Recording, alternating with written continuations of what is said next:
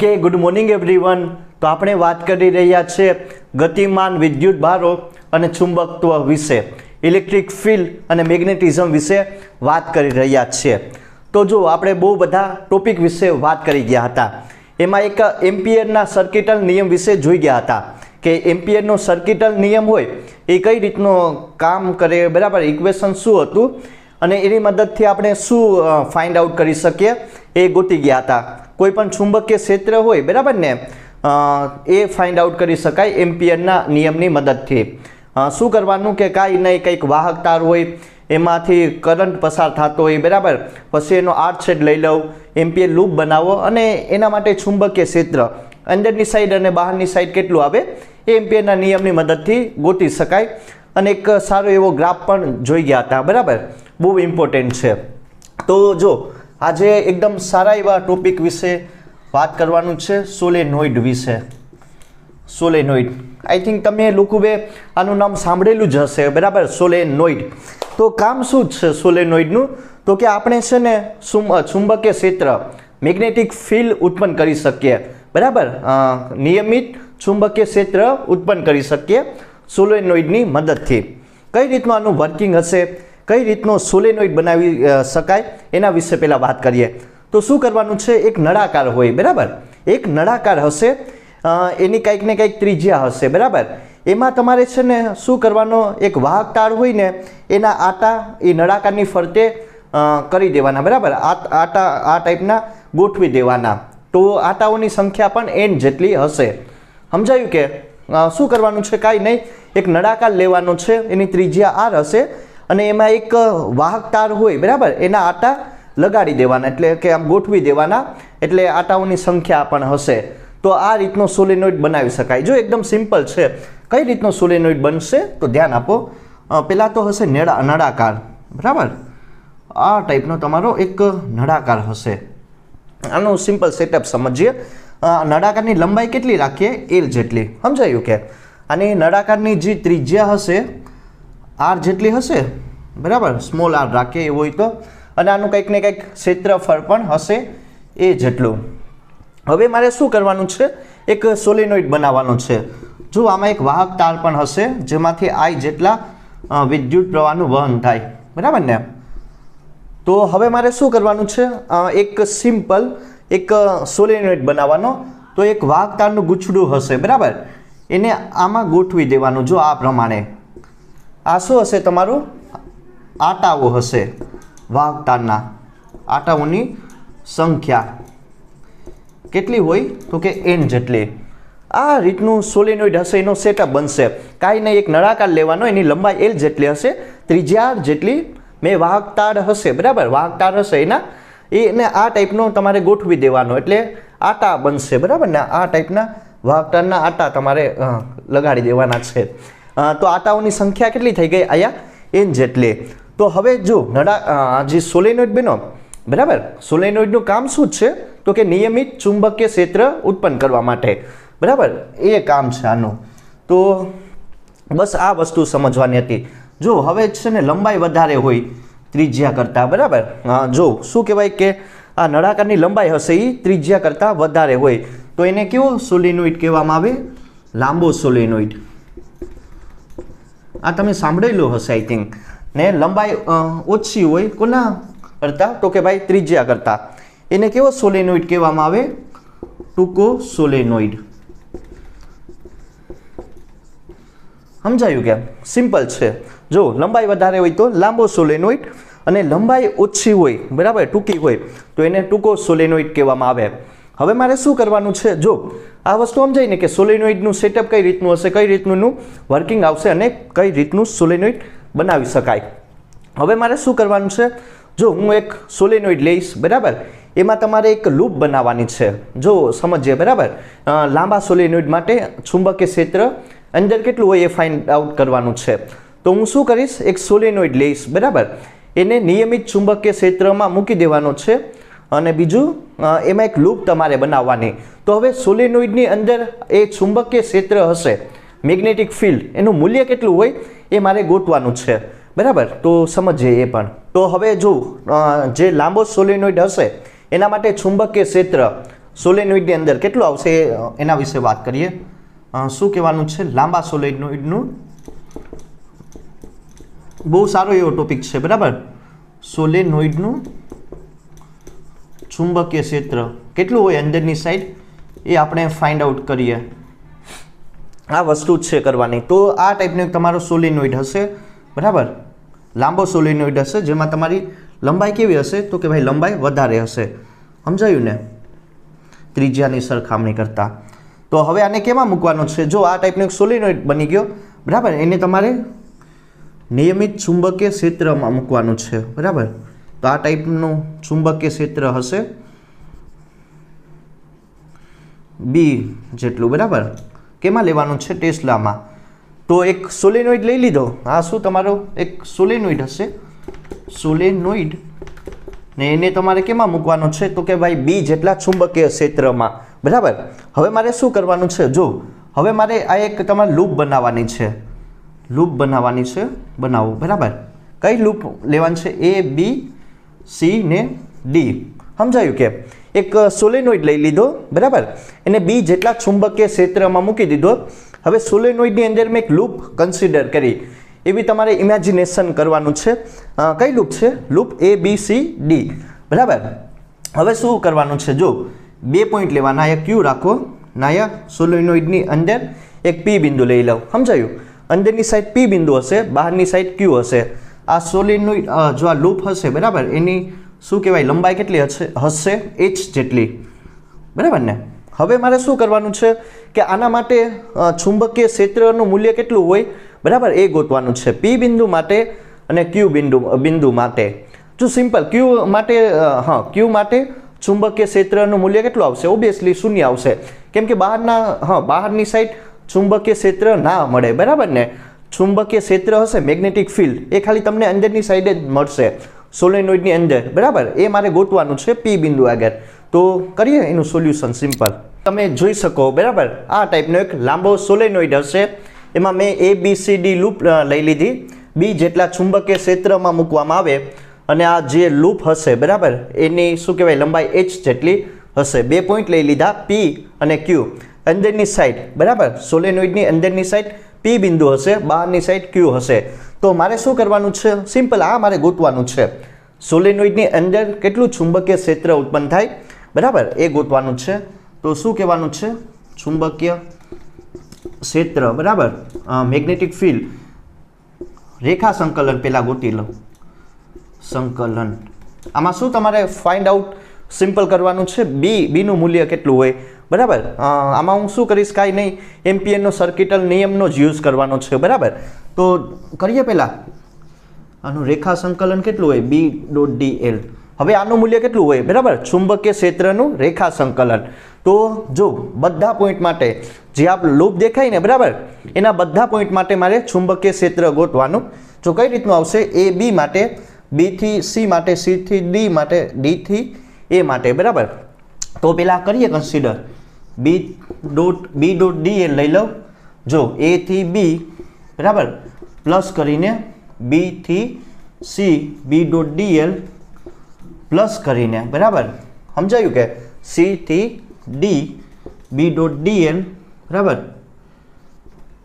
ને પ્લસ કરીને ક્યાંથી?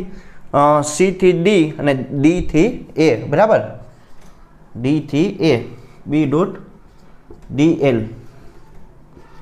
સમજાયું ને? જો શું કરું? કાંઈ નહીં, એ થી બી, બી થી સી, સી થી ડી ને ડી થી એ.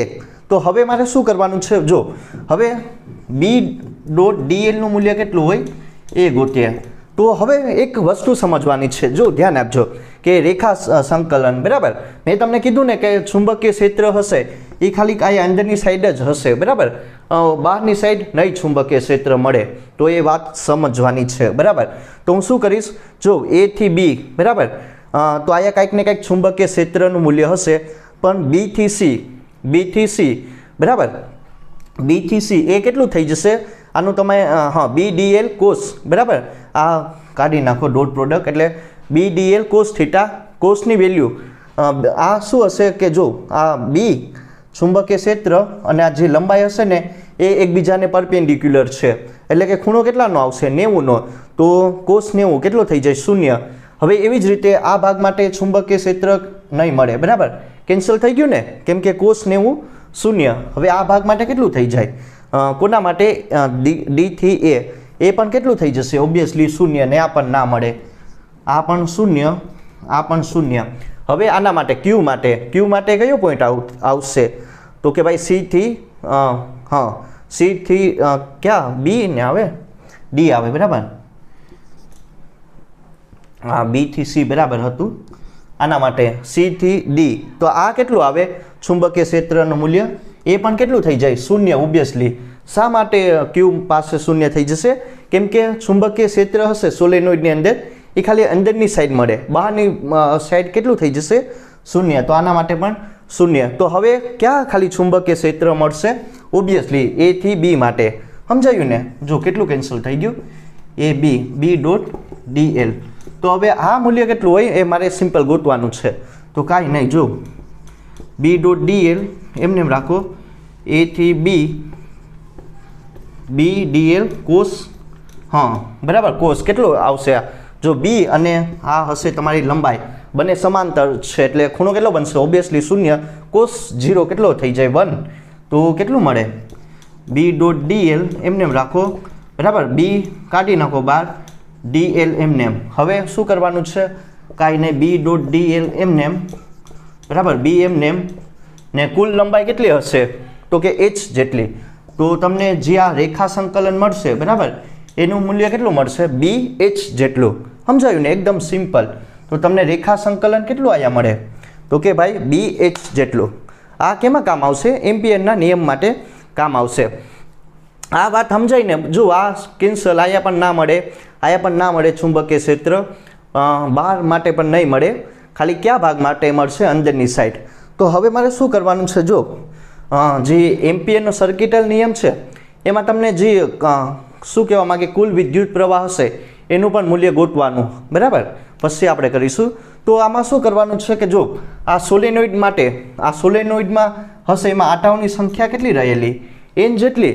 તો એકમ, બરાબર, એકમ લંબાઈ દીઠ આટાઓની સંખ્યા કેટલી હોય? એકમ લંબાઈ દીઠ આટાઓની સંખ્યા n હોય, બરાબર. એકમ લંબાઈ દીઠ આટાઓની સંખ્યા n હોય ને એ કેટલી હોય? સ્મોલ n જેટલી. સમજાયું ને? હવે શું કરવાનું છે કે જો આની અંદર કંઈક ને કંઈક વિદ્યુત પ્રવાહનું વહન થાય, બરાબર, આની અંદર કંઈક ને કંઈક વિદ્યુત પ્રવાહનું વહન થાય. તો કે જો h લંબાઈમાંથી I વિદ્યુત પ્રવાહનું વહન થાય, બરાબર, વહન થાય છે.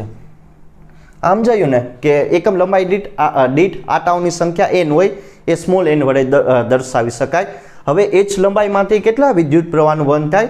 તો કે I, બરાબર, I જેટલા. એનું મૂલ્ય કેટલું હોય? IH જેટલું.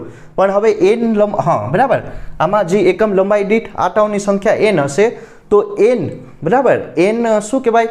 આટાઓની સંખ્યા. અને h લંબાઈમાંથી કેટલા વિદ્યુત પ્રવાહનું વહન થાય? આમ લખી શકાય કે નહીં? NHI, બરાબર. તો કુલ વિદ્યુત પ્રવાહનું મૂલ્ય કેટલું મળશે? IHN જેટલું. જે તમને કુલ વિદ્યુત પ્રવાહ હશે, બરાબર ને, એ મૂલ્ય કેટલું મળી ગયું મને?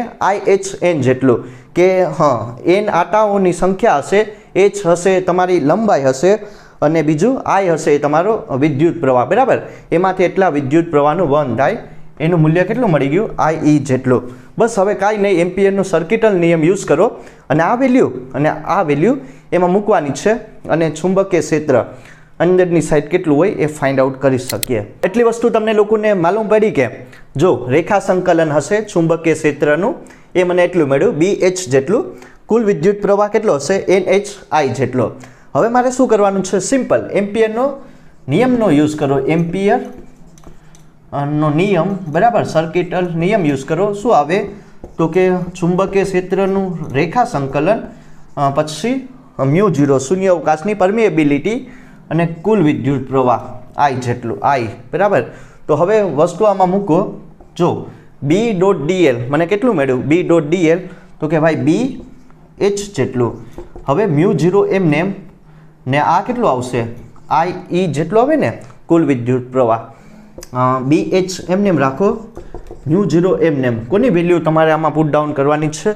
એન એચ આઈની પુટ ડાઉન કરો. બરાબર. મેઇન વસ્તુ શું તમારે આમાં તમારો એમ શું છે તો કે એચ બી ફાઇન્ડ કરવાનું. બરાબર. તો એ વસ્તુ ગોતવાની છે. તો હવે શું આવશે? બી એમનેમ રાખો, મ્યુ 0 એન એચ આઈ ને છેદમાં શું આવી જાય? એચ. બરાબર. બંને સાઈડ એચ હશે, કેન્સલ કરી નાખો. તો બીની વેલ્યુ કેટલી આવશે? ઓબ્વિયસલી જો કેન્સલ કરો, મ્યુ 0 એન આઈ. બરાબર. તો આ વસ્તુ મળી ગઈ. ચુંબકીય ક્ષેત્રનું મૂલ્ય અંદરની સાઈડ. બરાબર.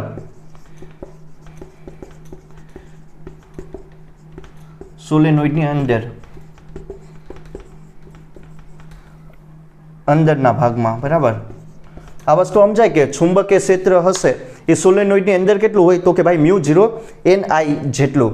હવે મારે શું કરવાનું છે કે જો બી આઈ એ એમને રાખો, મ્યુ 0 એન હશે એ હશે એકમ લંબાઈ દીઠ આટાઓની સંખ્યા ને આમ થઈ જાય ને. આ પણ એક ફોર્મ્યુલા આવે. તો બે મેઇન ફોર્મ્યુલા છે જે તમારા લોકોને યાદ રાખવાની, અને આ ઇક્વેશનની મદદથી તમે બહુ બધા એક્ઝામ્પલ સોલ્વ કરી શકો. બરાબર. મ્યુ 0 એન આઈ, અને જો તમને આમાં કંઈક રકમમાં આપેલું હોય કે એકમ લંબાઈ દીઠ આટાઓની સંખ્યા કેટલી હોય તો આ ફોર્મ્યુલા યુઝ કરવાનું, અને ખાલી આટાઓની સંખ્યા આપેલી હોય. બરાબર. ધ્યાન આપજો, રકમમાં કીધું હોય આટાઓની ખાલી સંખ્યા આપેલી હોય તો આ ડાયરેક્ટ ઇક્વેશન, પણ એમ કીધું હોય એકમ લંબાઈ દીઠ આટાઓની સંખ્યા, તો એમાં એલની વેલ્યુ પણ આપેલી હશે ને કેપિટલ એનની પણ વેલ્યુ આપેલી હશે. મેન આ ઇક્વેશન છે જે તમારે લોકોને યાદ રાખવાનું. તો આ છે ચુંબકીય ક્ષેત્રનું મૂલ્ય અંદરની સાઈડ. બરાબર. Magnetic field inside the solenoid. તો એટલી વસ્તુ હતી તમારે સમજવાની. જે પણ કોન્સેપ્ટ ભણી ગયા એના ઉપરથી 3-4 એક્ઝામ્પલ સોલ્વ કરી લઈએ એટલે કોન્સેપ્ટ તમને વધારે ક્લિયર થાય. બરાબર. પહેલાં વાત કરીએ પ્રોબ્લેમ નંબર 1 વિશે. આ પણ એકદમ સારી એવી પ્રોબ્લેમ છે. કઈ રીતનું આનું સોલ્યુશન કરવું ધ્યાન આપજો. જો આ ટાઈપનું એક સોલેનોઇડ આપેલો. બરાબર. એની ત્રિજ્યા આર જેટલી હશે, લંબાઈ એલ જેટલી, અને આમાં જે આટાઓની સંખ્યા આપેલી સોલેનોઇડ માટે એ 400 જેટલી આપેલી, અને આનું ક્ષેત્રફળ એ જેટલું હશે. બરાબર. લંબાઈ કેટલી આપેલી? 80 સેન્ટીમીટર. આટાઓની સંખ્યા 400 આપેલી, અને આમાંથી કેટલા વિદ્યુત પ્રવાહનું વહન થાય? 0.8 એમ્પિયર જેટલા. હવે શું કીધું કે આ સોલેનોઇડ હશે. બરાબર. એમાં એક આવરણ હશે એ. બરાબર. એ ચડાવેલું હશે ને એ આવરણની સંખ્યા કેટલી હશે? 5 જેટલી. સમજાયું ને? સિમ્પલ. આ એક નવું આવેલું હશે.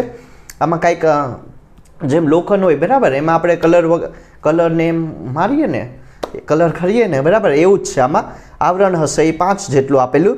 તો આયા ઇનસાઇડ ધી સોલેનોઇડ એનું મેગ્નેટિક ફિલ્ડ કેટલી હોય એ મારે ગોતવાની. તો સિમ્પલ આ ટાઈપનું એક ઇક્વેશનની મદદથી સોલ્વ થઈ જશે. Mu 0 N I. હવે તમને આમાં શું આપેલું? જો લંબાઈ પણ આપેલી અને આટાઓની સંખ્યા પણ આપેલી. તો તમને ખબર કે કઈ રીતનું આનું સોલ્યુશન કરવું. મ્યુ 0. બરાબર. એકમ લંબાઈ દીઠ આટાઓની સંખ્યા લેવાની છે ને 5 જેટલું આવરણ માટે કેટલું ચુંબકીય ક્ષેત્ર મળે એ ફાઇન્ડ આઉટ કરવાનું. કિંમત મૂકો. જો મ્યુ 0 કેટલું હોય? 4 પાઈ ઇન્ટુ 10⁷ એન હશે. આટાઓની સંખ્યા 400 આપેલી. કરંટ કેટલું થાય? 0.8 એમ્પિયર છે ને. ને લંબાઈ કેટલી મને આપેલી? 80 સેન્ટીમીટર. મીટરમાં કન્વર્ઝન કરો એટલે 10⁻². બરાબર. -2. ને આવરણ કેટલું હશે? 5 જેટલું. બસ. અને ખાલી તમારે સિમ્પલ સોલ્યુશન કરવાનું છે. એટલે કે અંદર કેટલું તમને મળશે? 2.5 ઇન્ટુ 10⁻² ટેસ્લામાં લેવાનું છે. બરાબર. તો આ મળી ગયું ચુંબકીય ક્ષેત્રનું મૂલ્ય magnetic field inside the solenoid. એ કેટલું મળે? 2.5 ઇન્ટુ 10⁻² ટેસ્લા જેટલું. તો આ હતું સિમ્પલ આનું સોલ્યુશન. ઓકે. તો હવે વાત કરીએ પ્રોબ્લેમ નંબર 2 વિશે. આ પણ એકદમ સારી એવી પ્રોબ્લેમ છે. આનું સોલ્યુશન કઈ રીતનું કરવું ધ્યાન આપજો. બરાબર. આ ટાઈપની બહુ બધી એક્ઝામમાં આવશે પ્રોબ્લેમ. તો પ્રોબ્લેમ નંબર 2 વિશે વાત કરીએ. જો શું હશે? એક એલ લંબાઈનો એક વાયર હશે. એ વાયરને તમારે છે ને વાળીને આ ટાઈપનું એક ગૂંચડું બનાવવાનું અથવા તો વર્તુળ બનાવવાનું. બરાબર. હવે એમાં શું કીધું? 2 વર્તુળ બનાવવાના છે અને બંનેની લંબાઈ કેવી હશે? સમાન હશે. સમજાયું ને? એક વાયર હશે એલ લંબાઈનો, એને તમારે આ ટાઈપનું એક સર્કલમાં કન્વર્ઝન એનું કરવાનું. બંનેની લંબાઈ કેવી રાખવાની છે? સમાન રાખવાની છે. આટાઓની સંખ્યા કંઈક ને કંઈક અલગ હશે. તો આના માટે વાત કરીએ. જો પેલું જે સર્કલ બન્યું એમાંથી બંનેમાંથી સમાન વિદ્યુત પ્રવાહનો વહન થાય I જેટલા. તો આ સર્કલ હશે એની ત્રિજ્યા R જેટલી હશે અને એના કેન્દ્ર પર ચુંબકીય ક્ષેત્રનું મૂલ્ય કેટલું હશે? BL જેટલું. અને આટાઓની સંખ્યા કેટલી હશે? 1 જેટલી. સમજાયું ને? 1 માટે કામ પૂરું. અને બીજું સર્કલ બન્યું, આટાઓની સંખ્યા n હશે, બરાબર, પણ એની ત્રિજ્યા કેટલી હશે? આયા કેપિટલ R છે, આયા સ્મોલ r, અને કેન્દ્ર પર જે ચુંબકીય ક્ષેત્ર હશે એ BC જેટલું છે, સફિક્સમાં C, બરાબર. તો હવે મને શું કીધું કે જો આને જે કેન્દ્ર પર ચુંબકીય ક્ષેત્રનું મૂલ્ય અને આના કેન્દ્ર પર એ બંનેનો ગુણોત્તર એટલે કે એનો રેશિયો કેટલો હોય એ મારે સાબિત કરવાનું છે, એટલે કે ગોતવાનું, બરાબર, કેટલું હોય. તો કાંઈ નહીં, જો પહેલાં આના માટે શું કહેવાય 1 અને 2 કહી દે. આના માટે શું કહેવાય? લંબાઈ કેટલી હોય? L 2π r હોય ને એના પરિઘ જેટલી, અને અહીંયા આટાઓની સંખ્યા n છે, તો શું થઈ જશે? 2π r. કેમ કે જો n હશે, n ની વેલ્યુ 1 આપેલી, આના માટે કેટલું હોય લંબાઈ? બરાબર, 2π સ્મોલ r ને n. આયા તો બરાબર ને, આટાઓની સંખ્યા કેટલી હશે? તો કે n જેટલી. હવે જો ચુંબકીય ક્ષેત્ર બંને માટે કેટલું હોય જોઈએ? આના માટે બરાબર BL કેટલું હોય? તો આપણને ખબર μ0I છેદમાં શું થઈ જાય? 2r. સમજાયું ને? 2r જેટલું. μ0I 2r આ સ્ટાન્ડર્ડ ફોર્મ્યુલા છે. પણ અહીંયા આટાઓની સંખ્યા કેટલી હશે? n, અને એ કેટલી આપેલી? 1, એટલે હું નહીં લખતો. આના માટે કેટલું હોય? BC જેટલું આપેલું. એ કેટલું હોય? μ0I ને 2r. પણ આટાઓની સંખ્યા કેટલી આપેલી? n જેટલી. સમજાયું ને? આ જે ગૂંચળું 1 હશે એના માટે, ના 2 હશે એના માટે. હવે શું કરવાનું છે? હવે કાંઈ નહીં, જો પેલી કન્ડિશન યુઝ કરો, બરાબર. પેલી કન્ડિશન યુઝ કરો, L1 = L2. બંને માટે લંબાઈ કેવી થઈ જશે? સમાન. તો અહીંયા 2πr, બરાબર, ને અહીંયા 2πr સ્મોલ r ને n એમને. હવે મારે શું કરવાનું છે? આમાં 2π કેન્સલ કરો, r કેટલું આવશે? rn જેટલું, બરાબર. આ કામ આવશે. આ એક વસ્તુ ધ્યાન રાખજો. તો એટલી વસ્તુ તમને સમજાઈ ગઈ ને? બરાબર. હવે શું કરવાનું છે? જો કીધું શું મને? BL ને BC નો ગુણોત્તર લેવાનો છે. તો બંને ચુંબકીય ક્ષેત્રનો ગુણોત્તર લેવાનો, બરાબર. BL ની વેલ્યુ કેટલી આપેલી? μ0I ને છેદમાં 2r એમને, બરાબર. હવે છેદમાં શું આવી જાય? B0 નું મૂલ્ય. તો આ થઈ જાય ને, છેદનો છેદ ક્યાં વહી જાય? અંશમાં. એટલે 2r એમને, બરાબર. ને અહીંયા શું વધે? μ0I ને n આટાઓની સંખ્યા. બસ આ વસ્તુ હતી કરવાની.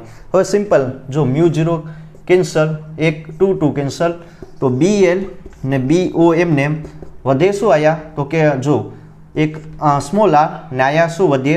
તો કે r ને કેપિટલ R ને બરાબર n. તો હવે કાંઈ નહીં કરવાનું, BL/B0 એમને, r પણ એમને. જો હવે કોની વેલ્યુ મૂકવાની છે? r ની વેલ્યુ મૂકો, બરાબર. r મને કેટલું આપેલું? તો કે n સ્મોલ r જેટલું. તો શું થઈ જશે? તો કે n² r થઈ જાય ને? મેં કાંઈ નહીં, કેપિટલ R ની વેલ્યુ મૂકી, તો r કેન્સલ, BL ને B0 શું વધે? 1/n². આ તમને ગુણોત્તર મળે, બરાબર. બહુ સારું એવું એક્ઝામ્પલ છે. અને શું કીધું કે BL આના માટે ચુંબકીય ક્ષેત્ર અને આના માટે બંનેનો રેશિયો કેટલો આવશે? 1/n² જેટલો. તો હવે વાત કરવાની છે પ્રોબ્લેમ નંબર 3 વિશે. આ પણ એકદમ સારું એવું પ્રોબ્લેમ છે. કઈ રીતનું સોલ્યુશન કરવું ધ્યાન આપજો.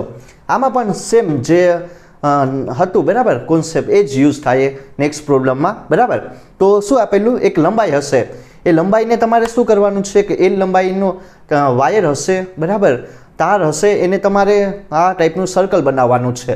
તો 2 સર્કલ બનશે, એક સર્કલ 1 અને સર્કલ 2 બનશે. તો જો હવે આમાં થોડુંક અલગ આવશે. આના માટે આટાઓની સંખ્યા જે સર્કલ 1 હશે, ગૂંચળું 1 હશે, એના માટે આટાઓની સંખ્યા 2 જેટલી છે. એની ત્રિજ્યા r જેટલી આપેલું. કેન્દ્ર પર ચુંબકીય ક્ષેત્ર કેટલું હશે? B1 જેટલું. અને બંનેમાંથી સમાન વિદ્યુત પ્રવાહનું વહન થાય. હવે આના માટે કંઈક ને કંઈક આટાઓની સંખ્યા આપેલી 5 જેટલી, અને ત્રિજ્યા કેટલી હશે? r' જેટલી. કેન્દ્ર પર ચુંબકીય ક્ષેત્રનું મૂલ્ય કેટલું છે B2 જેટલું અને આમાંથી I બરાબર I જેટલા વિદ્યુત પ્રવાહનું વહન થાય એટલી વસ્તુ મને આપેલી.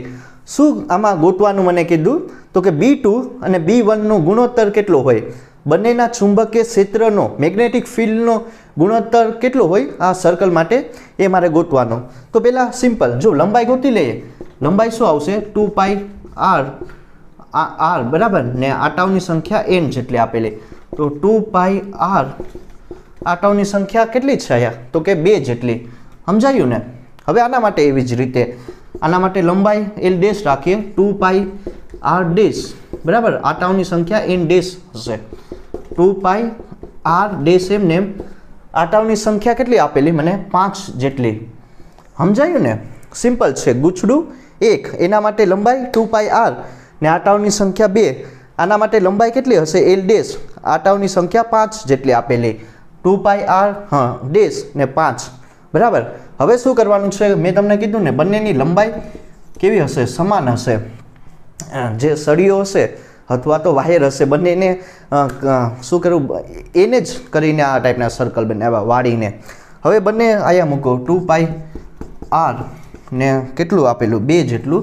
એવી જ રીતે 2πr ડેશ ના કેટલું આપેલું 5 જેટલું.